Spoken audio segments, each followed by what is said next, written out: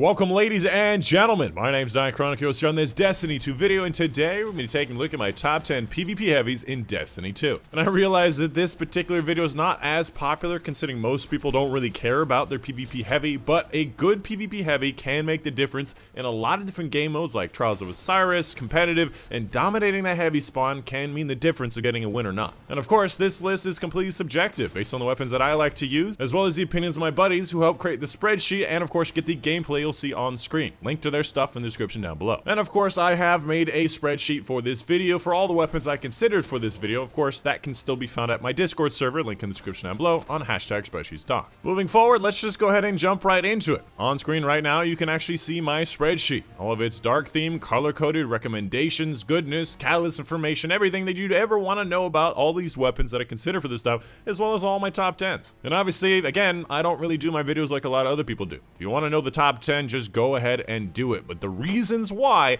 are going to be very important because you wouldn't use number one in every single scenario. And very specifically, the catalyst is kind of broken. We'll talk about that in a little bit. So what we're going to do is go through each category of weapon, talk about why certain things are not in the meta, and of course the best archetype within. First up, for the only heavy bow in the game, we have the Leviathan's Breath, which I believe can one-shot to the body pretty much any super in the game. If it cannot, it gets really close. And it is something that does have some uses, but I find that Sleeper Simulant not only does kill one shot into the body every single super, including a bubble titan in his bubble, it also does it from any range with a faster charge time and a catalyst that makes it even faster. I just don't know when Leviathan's Breath really has a purpose. After that, the only fusion rifle, we have 1K. Now 1K was actually pretty close to being in the top 10 considering you can cover the entire battlefield with explosives that each kill an enemy, including enemy supers, and you can do it from pretty much any range, making it an optimal weapon for Gambit. However, it is very slow charge time, very slow shoot time, very slow delay time.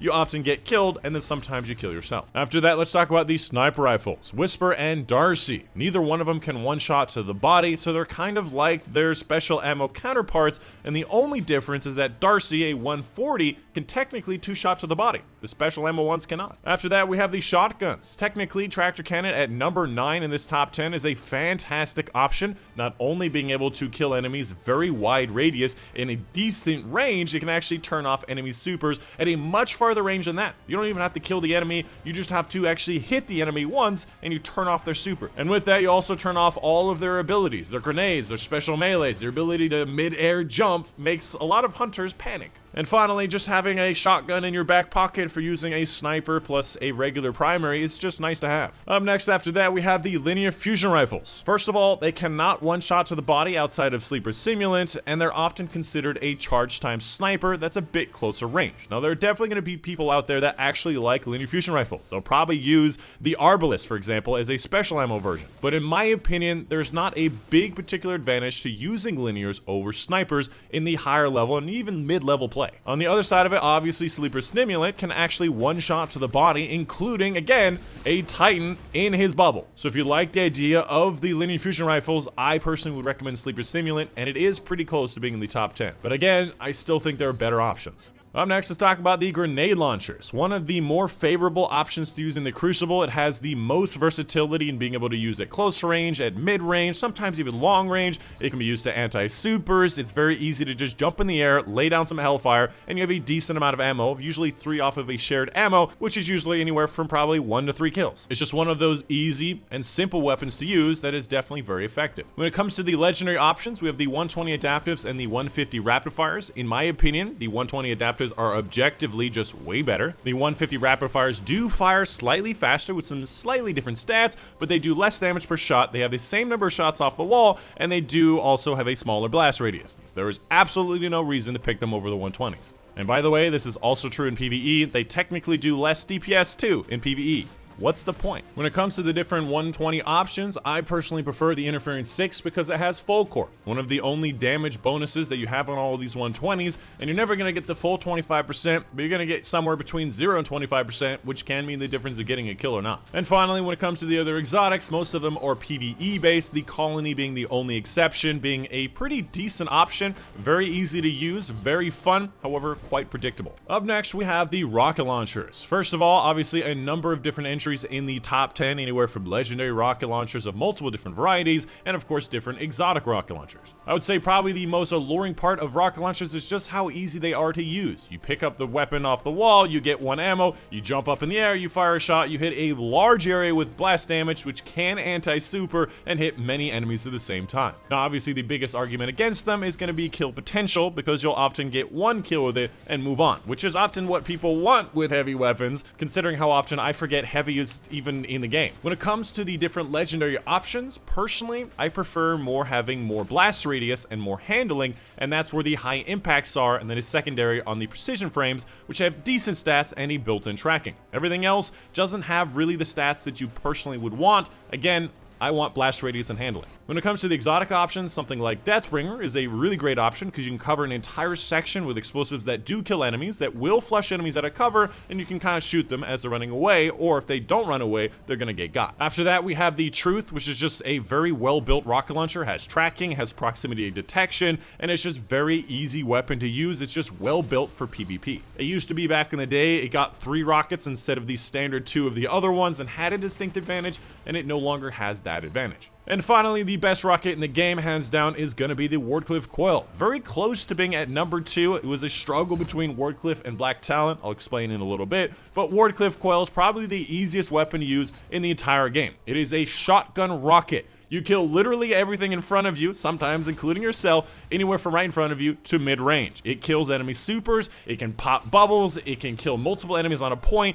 you can pretty much just air raid people with it. It does not matter. It is a very easy weapon to use. In certain game modes like Trials of Osiris and competitive, where heavy ammo and controlling heavy ammo, Wardcliff Coil is one of those weapons that really make a difference. That will guarantee you 1 or 2 kills and may end up winning the round for you. Following that, the next group, we have these swords. Technically, the Black Talon being the only sword that's worth anything in PvP these days, especially after the nerf that made it so a 0 ammo sword no longer goes into third person and you can no longer see around cover. However, technically, if you do have ammo for the sword, you do actually go in third person and you are able to see around cover. And when it comes to a sword choice, if you're gonna pick one, you should pick Black Talon, because it has a ranged heavy attack that not only does a lot of freaking damage, like more than a rocket launcher, it has very heavy aim assistance, and you can use it from probably mid-range to close range. And furthermore, technically you only have 2 heavy attacks whenever you get it off the wall, but if you get 2 powered sword kills, which is 2 heavy attacks with the full power, you get a little bit of ammo back and you can use a 3rd attack. And on top of that, if you block right before you swing your heavy attack, you only use 1 ammo because you're not using the full heavy, and that does the same damage as a light attack. And not only that, again, it does so much damage you can actually anti-super with this thing, and again, you get like 3 throws with it. It's just really powerful and an excellent option. And not only that, swords are cool. That's all I got.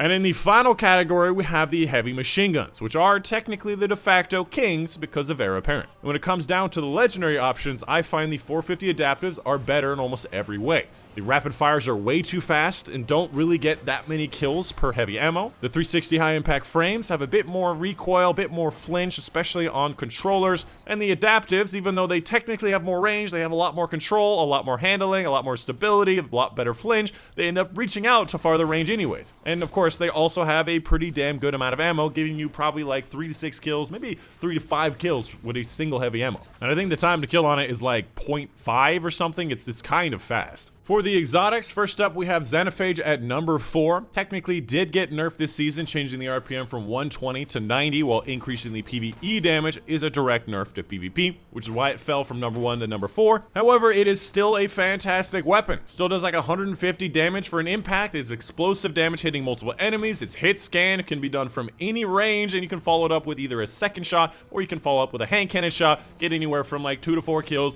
very easily, and there's no catalyst to worry about, although the catalyst might make it even better. However, at number 1, we have the Heir Apparent, and specifically, the Heir Apparent with the catalyst makes a world of difference. Without the catalyst, that arc shield around you can be bopped by pretty much any arc option, but with the catalyst, you have double the resistance, allowing your shield to last twice as much damage. A 72 RPM arc sniper rifle to the head does not break your shield. An arc fusion rifle does not break the shield. An arc shotgun outside of Acreus does not break the shield. Hell, I've actually seen Chaos Reach Supers, which is the direct counter to this, die before it kills the arc shield. And combined with that, you get a lot of ammunition, giving you anywhere from like 3 to 6 kills, maybe even more, considering it's a little bit of an AoE explosive on it, and it's really great aim assistance. If you're a warlock, you can do that float through the air thing and fire, hip fire. You're just an AC 130 at that point. It is truly a marvel to behold, and it definitely deserved to get nerfed this season, but Bungie forgot about it apparently. The biggest downside is that you do need the catalyst. It makes a massive difference. And of course, please let me know in the comments down below what you thought about this list, and of course what your favorite weapons are, and of course why they are your favorite weapons, so we can make the best spreadsheet possible next time. And of course, a massive thank you to my patrons on Patreon. Really, and I say this every time, but I mean really, without their help, these really would not be possible. These spreadsheets take 10 to 20 hours every single week, and I make absolutely no money from them. And the patrons are making it possible, so I don't have to get a part-time job, which obviously means that I wouldn't be able to make the spreadsheets. So if you want to see these spreadsheets continue, please consider checking my Patreon, link in the description down below. Specifically, I want to give a big thank you to Mom and Dad, Loco, Dr. Strange, Kelly, Joe Smith, my Dixie Bachman, Raymond Shoney, Panther, Kissy, Reagan for their support on Patreon. And that's it. Hope you guys did enjoy. My name's Dychronic, and I'll see you guys on the next one.